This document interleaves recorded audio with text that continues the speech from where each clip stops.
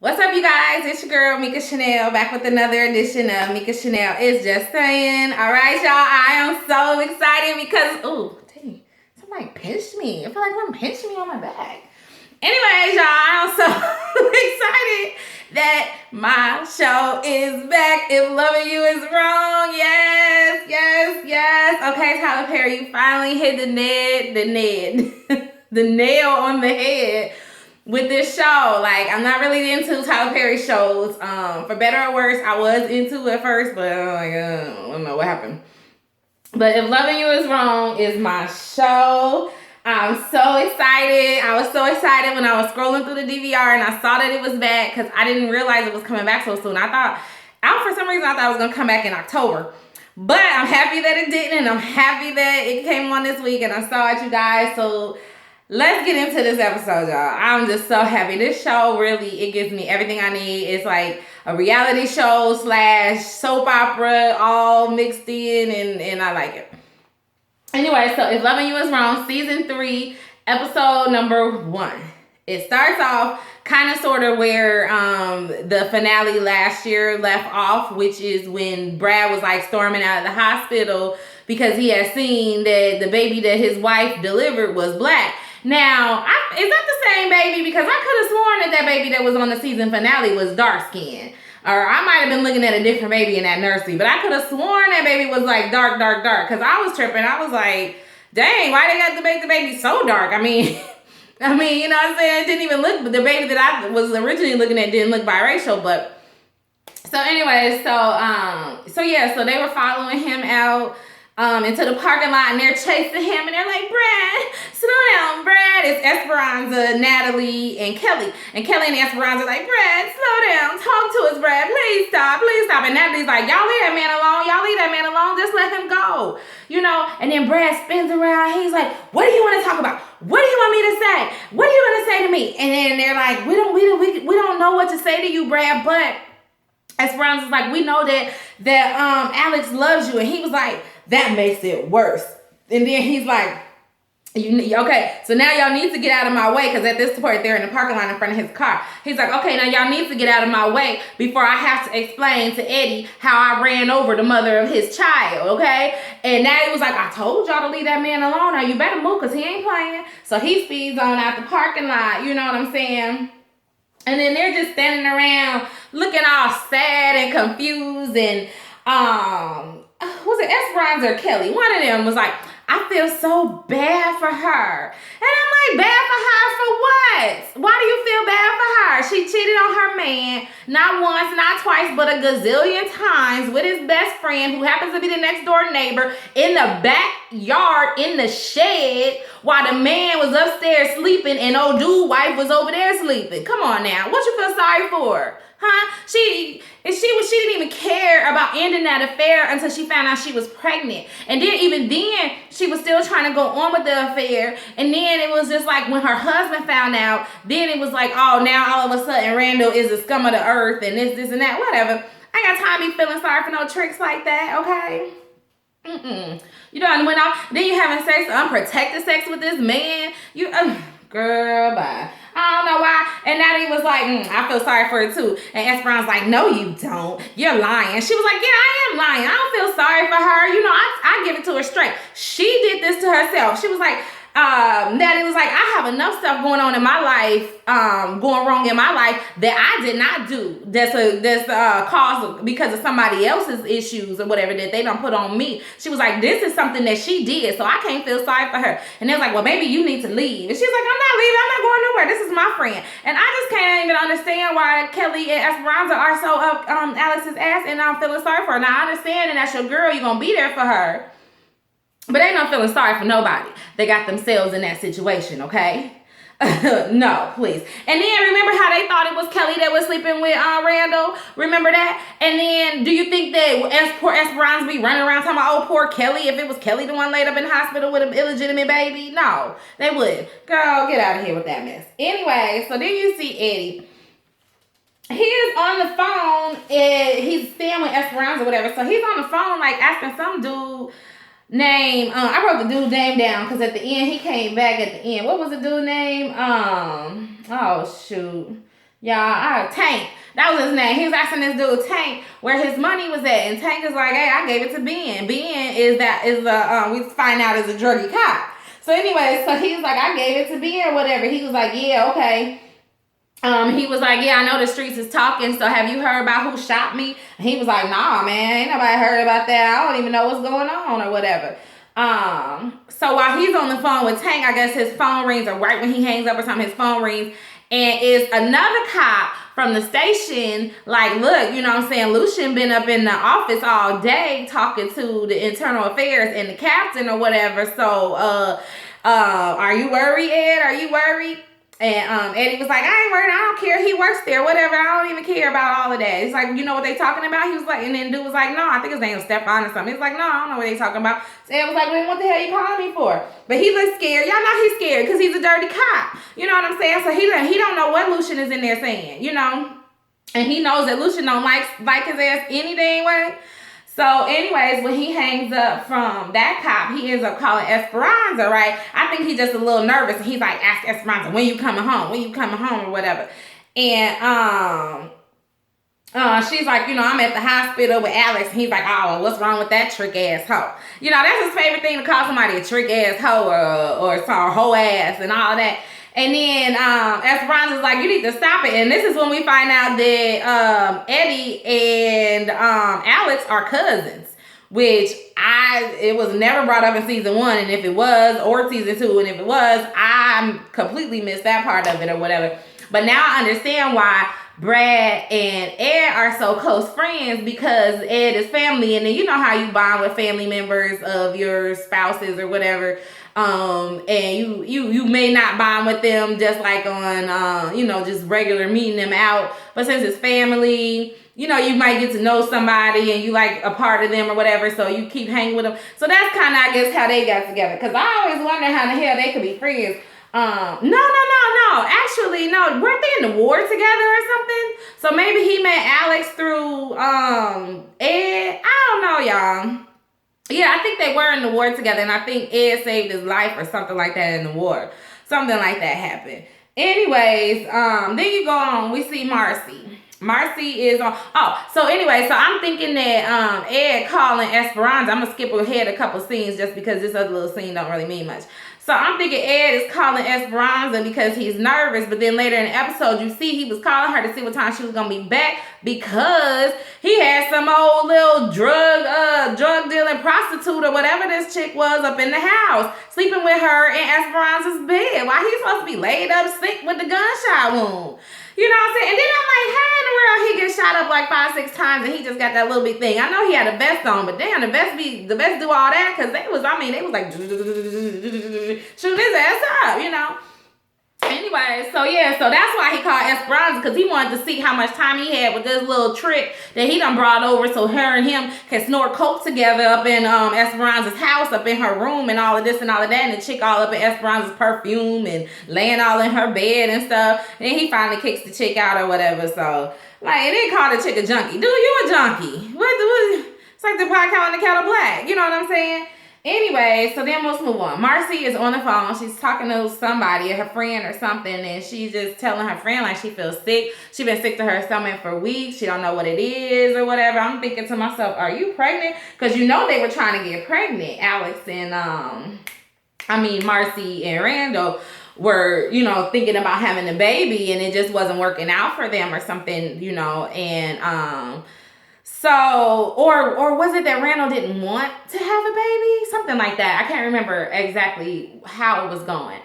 But anyway, so she's talking to her friend on the phone. She's like, "Yeah, I've been sick for weeks." And she was like, "Why don't you go to the doctor?" She was like, "I don't want to, because I'm hoping that Randall catch this shit or whatever." She was like, "I just want to move out. I just can't afford to move out. I don't want to even have to deal with that trick next door and all this." And her friend was like, "You know what? I told you can't move out. Because if you do move out, then he gets the house." You know what I'm saying? It's like you gave up your rights to the house once you leave or whatever. So she's like, I don't even care. I just want to go. I'm just sick of it or whatever. So then the doorbell rings. So she goes downstairs to the door, and who's at the door? It's Randall's mom. She done drove her ass she said 1,000 miles. And she's like, and I drove them all by myself because my son is not returning my phone calls, and you probably haven't given him my messages or whatever. So she just barges in their house. She got her suitcase with her. And she's like, Marcy's like, what are you doing with that suitcase? And she's like, I'm coming here to stay because I need to know what's going on with my son. And you probably haven't given him my messages. So I am not leaving until I talk to my son. And if that means that I have to stay a while, then that's what I'm going to do. And then she's looking around. She was like, and I know you did something to my son. What did you do? What did you do? I know you did something. And that's why he's upset right now and not calling me or whatever. And then Marcy's like, what makes you think I did something? So then the mama goes all off into black mama mode. Y'all know black mamas. They crazy, okay? She goes all off to me. Oh, look at this house. It's nasty. You probably don't even cook for my son. I told him not to marry your old hood ass and thinking you don't even have a real job and all this and all that. And Marcy's like, look, you need to go. She's like, I'm not leaving. This is my son's house and I am not going anywhere. And Marcy was like, you can either walk your old ass out of this door or I'ma drag your old ass, you bitch, out of this door. She called her old bitch.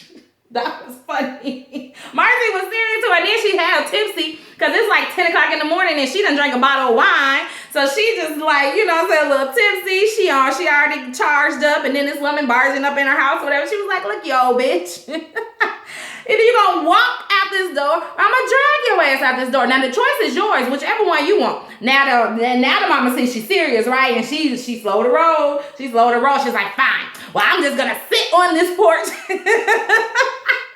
until my son gets home. I was like, she done went from I'm not going anywhere, you can't make me, to I'ma just sit on this porch until my son.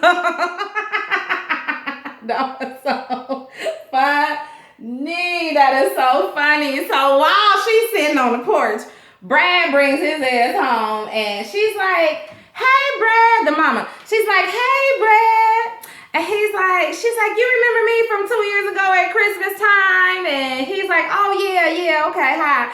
And she's like, have you seen my son? And he's like, no. And then she's like, well, do you think your wife has seen him? Oh, why she say that for? Brad just gave her a look. And then he stomped and soaked on up in the house or whatever and threw his tire, whatever he had across the room. And then he sat down on the couch and he just had these visions of Alex and Randall together and kissing and hugging and doing all of this or whatever. So then he just lays down on the couch and kind of looked like he wanted to cry a little bit, but he didn't really cry, but I think he wanted to. And I'm just looking like, oh my God, poor Brad. Poor Brad. This is such a good man.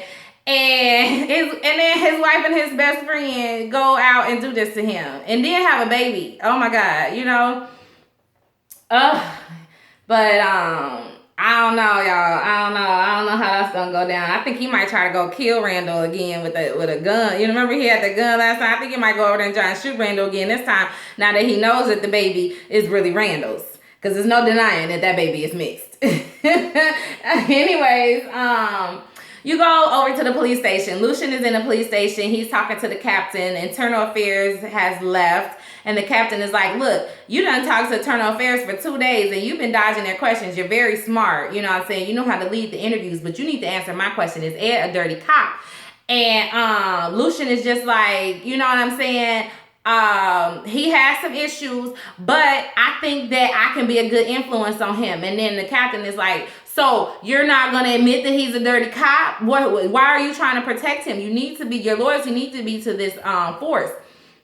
And Lucian is like, look, I'm a new cop. I know what happens to new cop that goes around snitching on people. And that's not what I want to be. You know what I'm saying? So the captain is just like, look, you better watch yourself. Because being loyal to him is probably going to hurt you in the long run. Okay? Just saying. You know what I'm saying? But Lucian ain't crazy. Lucian is like, he know Ed's kind of crazy. But at the same time, he doesn't want his reputation messed up. And you know what I'm saying? He's not scared of Ed. That's clear. We know that he's not scared of Ed, but I think he gonna try and blackmail Ed or something. I don't know. He got a plan. Remember last season he said he had a plan, y'all, and this is just a continuation. So it's not like they took a time off or whatever. This is a continuation. So I'm wondering what this plan is and when it's gonna come out. But and then as Lucien is leaving out, though, crackhead cop, he comes behind Lucien and is like, you know, asking Lucien about, you know, how it feels to shoot somebody and this and that, and then gets to the real question that he wanted to ask Lucien, which is, what was he talking about with Internal Affairs? And Lucien, knowing that Eddie is probably, that this dude is probably in Eddie's pocket, you know what I'm saying? Lucien is like, you know what? You need to just worry about your job, and that's it. So then he's like, yeah, man, I got you, man. I understand. But he don't understand because he goes his ass right over to the coffee machine, gets some coffee, goes into the captain's office, takes pictures of Lucien's file that was on the captain's desk, and then sets the coffee down. So as the captain's coming back into his office, it looks like Brad was just leaving him a cup of coffee. So the captain tells him to stop trying to suck up and get out of his office and all this and all that. But I'm like, oh, wow. Okay, so I guess dude, you know, is gonna use these pictures, you know, to prove something to Ed. I don't know. Anyways, we're back at the hospital. The nurse brings the baby, wheels the baby in. The baby is so cute, right? A little cute little brown skin baby. So she wheels the baby on into the room, and Alex is laying in her bed crying and stuff, and she's like, the nurse is like, oh, I brought him in so you can try to latch him on, because, you know, babies need to latch on right away, and da-da-da. And Alex she's like, get out. I don't want you here. Get out. And the nurse is like, you don't want to see your baby. Get out. So then the nurse leaves or whatever. And then you flash over to Esperanza, Kelly, and Natalie. They're still kind of in the waiting room. And they're like, when are we going to be able to see her? Whatever. So then Randall brings his old happy ass back up into the hospital. But you know, the guard dogs are right there waiting on his ass. And they're like, no, you are not going back there to see her. Like, no, he was like, you can't stop me. And they're like,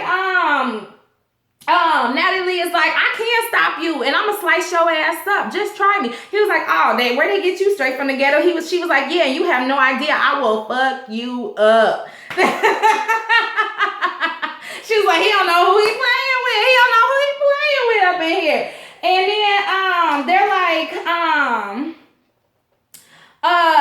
what did she say to Kelly? He was like, where's your man at, Kelly? Oh, are you guys together this week? Are you broken up this week? And Kelly's like, who do you think you are? And he's like, I'm Alex's man, which you need to go find your own man. I was like, oh, no, he didn't. I mean, when did he become Alex's man, right? I thought he was her jump off. And Natalie gets in his face, right?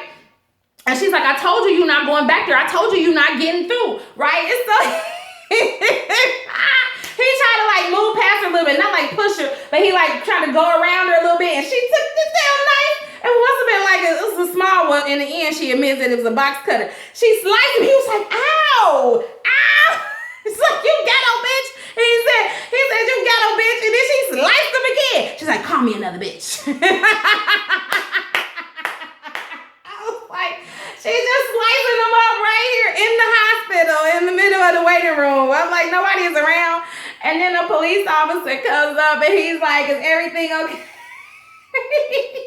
He's like, Randall's holding his arm like this, you know. And the police officer's like, is everything okay? And then Natalie is like, no, everything is not okay. He does not know anybody here. And he was like, well, my girlfriend is here. She just had a baby. He's like, that is not his girlfriend. And he beats on her. And please don't let him in here. And like starts faking and everything. And the police don't know what to do. And so then the doctor comes out, right? And the doctor is like, you guys are still here, you know, and then they tell her who Randall is, and she was like, told the guard to get him out, you know what I'm saying? Because they don't need no trouble. But she still won't let the girls back there to see him. But once the doctor walks away, Natalie's like, we about to go in here. You know what I'm saying? I don't care about what the police say. And then they like, yo, ghetto ass gonna get us arrested or whatever. But they follow her on into the room, don't they? Anyways, that was funny shit, though. That was funny. And she sliced him twice. I'm like, oh, wow, I've always wanted to just slice somebody up. Just, ugh. You know, sometimes people just make you mad. You just want to, real fast and just be like, ooh, who did that?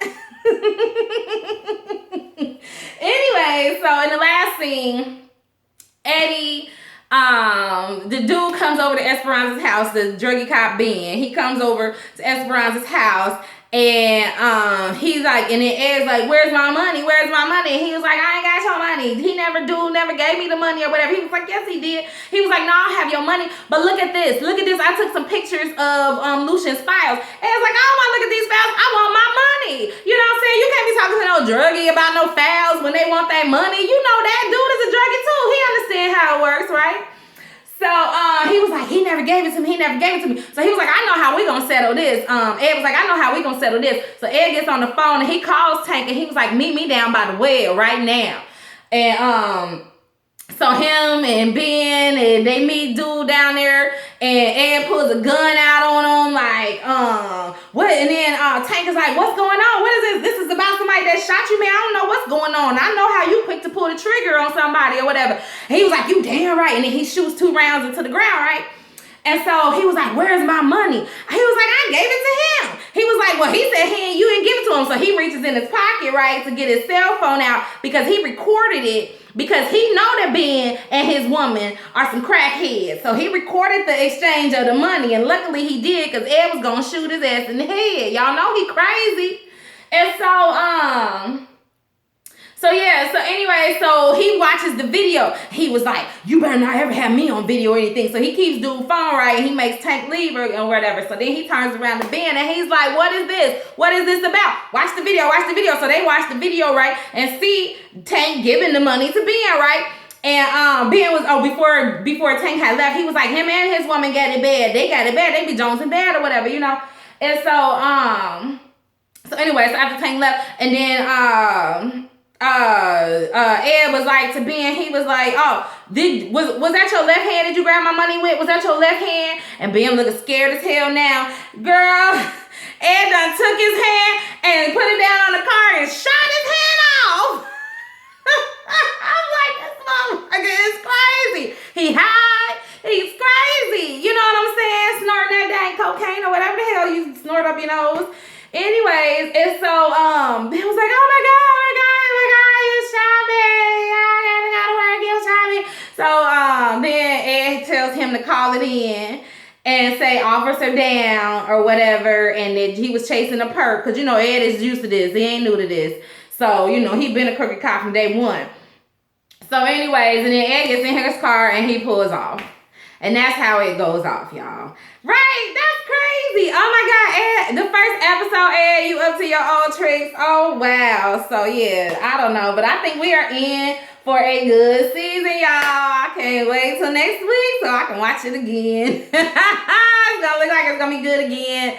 Oh, Alex look like she just in the hospital sick. Whatever. Nobody even cares about her. Okay? She needs to fix her mind and realize that baby needs her. And whatever little emotional things she got going on that she brought on herself. But that baby didn't have to be in this world. But you need to take care of this baby. You know what I'm saying? It needs some love. It needs some hugs and some kisses. And Ed just crazy. I just can't wait till somebody takes him down. Okay? Takes him down. Or at least take him down to the damn rehab. Anyways, y'all, that's it. That is all for If Loving You Is Wrong, Season 3, Episode number 1. You guys, please comment on this video. Please share this video. Please like this video. And please subscribe to my channel, you guys. And until next time, stay real, stay safe, and stay tuned to Mika Chanel Is Just Saying. Bye-bye. Bye-bye. I forgot my other hand.